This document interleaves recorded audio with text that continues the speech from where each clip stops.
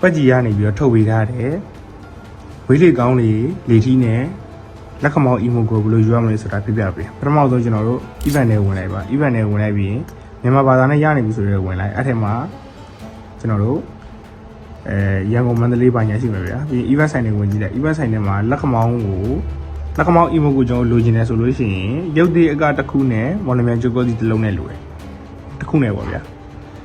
ရုပ်သေးကဘာမှယူရမလဲဆိုတော့ရုပ်သေးကတော့ကျွန်တော်တို့ခုနေ့မှရှိတယ်ဗျရန်ကုန်မှာရှိတယ်ရန်ကုန်မှာရုပ်သေးကရှိတယ်တစ်ဖက်တုပ်ရှိတယ်ပြီးရင်ပသိမ်ထီးရှိတယ်အဲ့မှာရုပ်သေးရုပ်ယူလို့ရတယ်ပြီးရင်မော်လမြိုင်ဂျိုကိုစီကတော့ကျွန်တော်ထုံးစံတိုင်းမော်လမြိုင်ဂျိုကိုစီဆိုတော့မော်လမြိုင်မှာယူပေါ့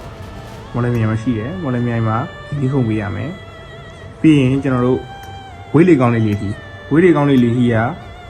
ရွှေဆိုင်တစ်ခုနဲ့ရုံးတဲ့တစ်ခုနဲ့လို့ကျွန်တော်တို့ရွှေဆိုင်ကကျွန်တော်နေပြည်တော်မှာရှိတယ်လေရွှေဆိုင်ရောနေပြည်တော်မှာရှိတယ်ပြီးတော့ရုံးတဲ့ကတော့ကျွန်တော်တို့မန္တလေးမှာရှိတယ်ရုံးတဲ့ကမန္တလေးမှာရှိတယ်အဲ့တော့အဲ့နေရာတွေမှာလေးထီခုံပြီးတော့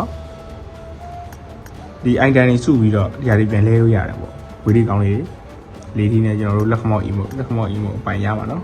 โอเคအားလုံးပဲဆင်ပြေကြမယ်လို့ပြောနေပါတယ်ဘိုင်ဘိုင်နောက်ဗီဒီယိုတွေမှာပြန်တွေ့ကြမယ်